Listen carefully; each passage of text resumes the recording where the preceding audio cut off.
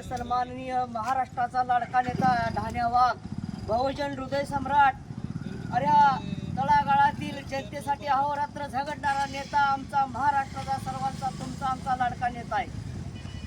जर ह्या आरक्षणाबद्दल हे आमचे गोपीचंद पडळे साहेब लढत असताना असं जी काही भुरटी लोक असतात ती हल्ला करत असतात. कसं असतं, आंब्याच्या झाडाला अरे दगड हाणणारा असतात, कारण त्या आंबा गोड असतो म्हणून त्याला कधी खावा असं झालेलं असते.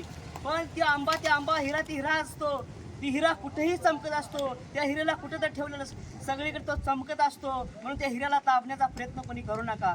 आणि असली चप्पल फेक असलं काही करू नका.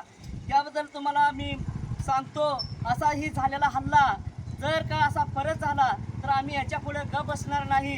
आम्ही सुद्धा महाराष्ट्र उभा करू. आणि तरुणांचा आणि ह्या सर्व गोरगरिबांचा नेता म्हणून आज ह्या महाराष्ट्रामध्ये उदयाला येतोय.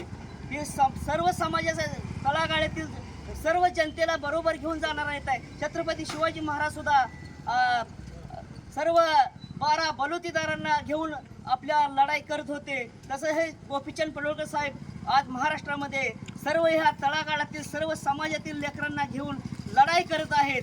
अरे असला हल्ला म्हणजे हा साक्षात शंकराचा अवतार असलेला, तुम्ही आज ह्या शंकराच्या अवताराला आज चप्पल फेकली, ही चुकीच्या माध्यमातून फेकलेली आहे. अरे कशासाठी फेकली? त्या माणसानं समाजासाठी लग्न केलं नाही. तो माणूस आपल्या गरिबाच्या सर्व गरीब जनतेसाठी आज महाराष्ट्रामध्ये झगडतोय.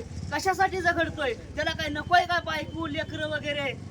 कशासाठी झगडत असेल? त्या माणसाला तुम्ही एवढ्या स्वच्छ मनाच्या माणसाला जर आज तुम्ही चप्पल फेकत असतात तर आज तुम्ही साक्षात बिरोबाला चप्पल फेकताय, आज साक्षात शंकराला चप्पल हाणण्यासारखे, आज तुम्ही गरिबाच्या जनतेला चप्पल हाणण्यासारखं झालेलं आहे. आता इथून पुढं तुम्ही जर असं चप्पल हाणली ती पूर्ण चुकीच्या पद्धतीने केलेलं आहे. आणि ह्या चुकीच्या पद्धतीने असं जाऊ नका.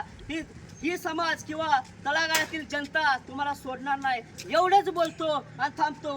जय हिंद, जय महाराष्ट्र, जय हिंद, जय भारत, जय जवान, जय किसान. धन्यवाद.